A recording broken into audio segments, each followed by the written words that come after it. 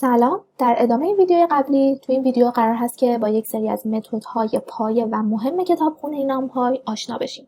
قدم اول من کتابخونه رو ایمپورت کردم و الان می‌خوایم ببینیم که چطور میتونیم یک آرایه نام‌های رو ایجاد کنیم.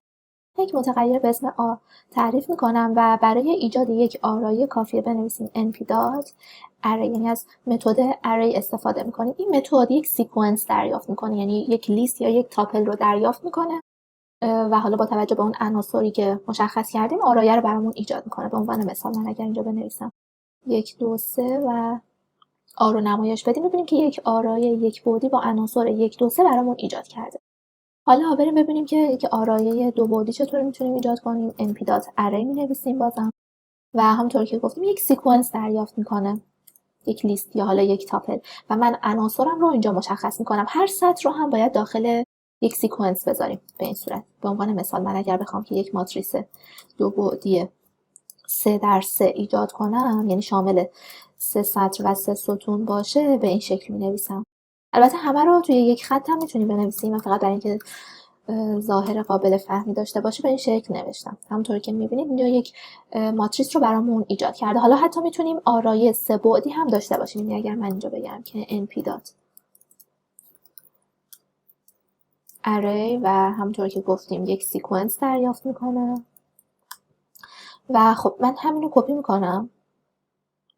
ببینید آرایه 3 بعدی در واقع اگر بخوام داشته باشم مثل اینه که من 2 تا ماتریس 2 بعدی رو کنار هم پشت سر هم قرار بدم. 2 تا صفحه رو انگار که پشت سر هم قرار بدیم. خب ببینید به این شکل این میشه یک صفحه و صفحه بعدی رو اگر بخوایم بذاریم اینجا یه دونه کاما نیاز داریم و میایم دوباره همین رو اینجا قرار بدیم به این شکل.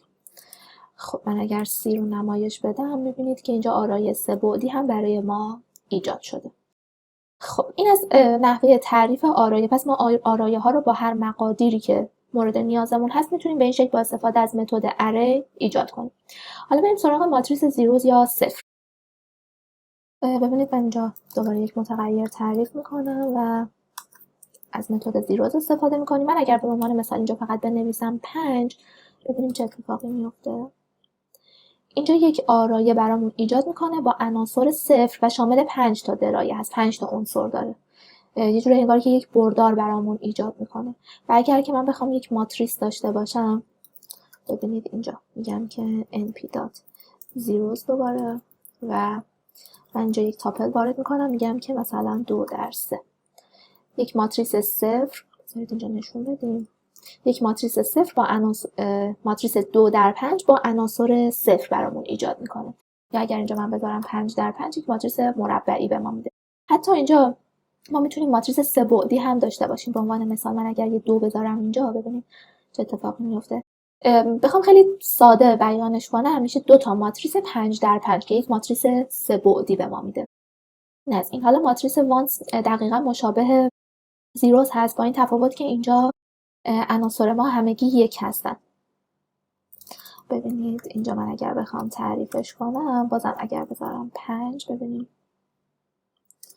چه اتفاقی میفته. یک ماتریس با عناصر 1 برامون میسازه و اگر که من اینجا بیام بگم np دات، بذارید رو هم قبلی بنویسیم، حالا خیلی مهم نیست که 2 تا ماتریس تعریف کنیم. اگر بگم که 3 در 4 یک ماتریس 3 در 4 یعنی شامل 3 سطر و 3 ستون برامون ایجاد میکنه. درایه اولی که اینجا وارد میکنیم، عدد اول منظور تعداد سطرها هست و دومی تعداد ستونها، که حالا تعداد رو هم با علامت شارپ نشون میدیم اصولا. خب این از این. حالا بریم سراغ ماتریس آی، کلا متد آی. اینجا آی منظور همون ماتریس همانی یا 1 به 1 هست که یعنی عناصر روی قطر 1 هستن و بقیه عناصر 0 هستن. ببینیم با هم یه دونه من اگر بگم که np.i و اگر که فقط بنویسم 3، ببینید چی برای ما ایجاد میکنه. یک ماتریس 3 در 3 که عناصر روی قطر اصلی همگی 1 هستن. اصولا هم ماتریس آی یا همون ماتریس همانی یک ماتریس مربعیه، اما من میتونم یک ماتریس حالا غیر مربعی یعنی مستطیلی هم داشته باشم که ببینید چه اتفاقی میفته. به عنوان مثال من اگر اینجا بگم 2 در 3، ببینید میگه که tuple object cannot be interpreted. اینجا تاپل نمیتونه دریافت کنه، پس من اینجا مینویسم 2 در 3. ببینیم ببینید به این شکل نیازی نیست که برای آی یک تاپل سیکونس دریافت کنیم. یک ماتریس 2 در 3 یعنی شامل 2 تا سطر و 3 تا ستون برامون ایجاد میکنه که عناصر روی قطر اصلی همگی یک هستن و ستون آخرم که خب همگی صفر. از این حالا بریم سراغ متد بعدی که ای رنج هست. اینجا دقیقاً مشابه همون رنجی هست که ما توی پایتون داریم، یعنی همون تابع بیلتینی که توی پایتون وجود داره. اینجا ای رنج هم دقیقاً مثل همون کار میکنه. به عنوان مثال من اینجا میگم که np.arange یه نقطه شروع داریم، یک نقطه پایان داریم و یکی هم تعداد استپامون هست که فعلا اون رو چیزی وارد نکنیم. پیش‌فرضش 1. ببینید از 1 تا 10 یعنی خود 10 رو شامل نمیشه، دقیقاً مثل رنج کار میکنه، برامون عدد تولید میکنه. حالا من اگر استپاش رو هم مشخص کنم، مثلا بگم 3 تا برو جلو.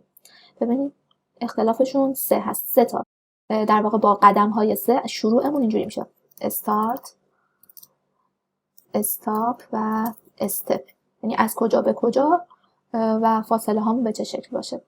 من حتی میتونم از بزرگم به کوچیک بیام دیگه. مثلا بذاریم از 15 تا 0 که خود 0 رو شامل نمیشه تا 1 تا یکی قبلش و بگم منهای 2 یعنی 2 تا بیا عقب. ببینیم به این شکل. این از این. حالا متد بعدی، بریم سراغ متد بعدی. اینجا لینیر اسپیس هست. این LIN مخفف لینیر هست و خب بخوام ایجاد کنیم میگیم که دوباره i مساویه با np.linear space و ببینید اینجا من بگم که 1 10 و تعداد، مثلا میگم 3، یعنی از 1 تا 10 3 تا عدد به من بده. تفاوتش با قبلی چیه؟ قبلی استپ هامون رو مشخص میکنه ولی اینجا تعداد رو. ببینیم با هم چی میگه. linear space. خب ببینید از 1 تا 10 3 تا عدد به ما میده که فاصله هاشون یکسانه. حالا اگر من اینجا چیزی نذارم، ببینید از 1 تا 10 به من عدد میده که پیش‌فرضش 50 تاست، یعنی 50 تا عدد بین 1 تا 10 به من میده که خب اینجا هم فاصله هاشون باز هم یکیه، فاصله بین عددها. خب این از این که لینیر اسپیس رو هم با هم دیدیم. تا اینجا یک تعداد از توابع معروف و پایه نامپای رو با هم مورد بررسی قرار دادیم. توابع مهم خیلی زیادی هستن که در ادامه ویدیوهای بعدی با اونها آشنا میشیم، ولی فعلا تا همینجا کافیه. بریم با بعد و شیپ ماتریس هم آشنا بشیم. ببینید به عنوان مثال من اینجا یک آرایه آ تعریف کردم. اینو اینجا کپی میکنم، دوباره اینجا مینویسم که بتونیم ببینیمش. خب ببینید من اگر بگم که a دات اندایم یعنی تعداد بعدهاش رو به من بده، ببینید میگه 1. حالا اگر بگم که ببینید اینجا من این b رو کپی کنم، بیام اینجا بنویسم که بگم b دات اندایم، ببینید میگه 2. این 2 بعدیه، این 1 بعدی. حالا بذارید من اینجا یک آکولاد البته کروشه باز و بسته دیگه بذارم. حالا بعدش رو ببینید میگه 2. تفاوت این آرایه با آرایه‌ای که قبلش انجام دادیم، یعنی به این شکل فقط یک لیست وارد میکنیم، چیه؟ ببینید تو این حالت من روی یک بعد هستم. اگر بخوام که تو فضا، یعنی کلا تو فضای برداری در نظرش بگیریم، انگار که یک خطه، یا حالا ساده تر بخوام بگم انگار که فقط محور x ها رو داریم، روی یک بعد هستیم.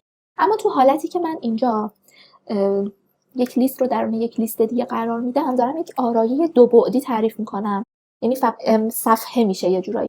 یک صفحه دارم، یعنی محورهای مختصات من x و y هستن به عنوان مثال. منتها اینجا مثلا میتونیم در نظر بگیریم که y هامون 0 هست، محور y مون 0.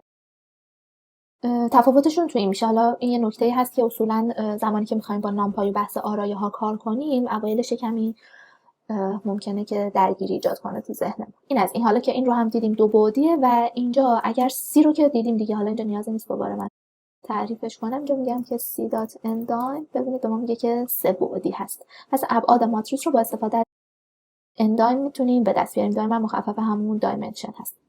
حالا بریم سراغ شیپ. ببینید اینجا به عنوان مثال من همین b رو میگم dot shape. شیپ به من یک تاپل میده که تعداد اعدادش، یعنی اون طول اون تاپل لنش در واقع همون بعد ماتریس رو مشخص میکنه.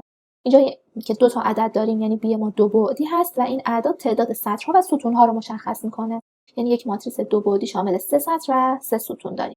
c رو اگر بخوایم ببینیم، شیپ رو بزنیم، ببینید میگه که یک ماتریس 3 بعدیه چون 3 تا عدد داریم و اگر که بخوایم حالا بیشتر تحلیل کنیم، انگار که 2 تا ماتریس 3 در 3 داریم، 2 تا صفحه داریم که هر صفحه شامل 3 سطر و 3 ستون هست.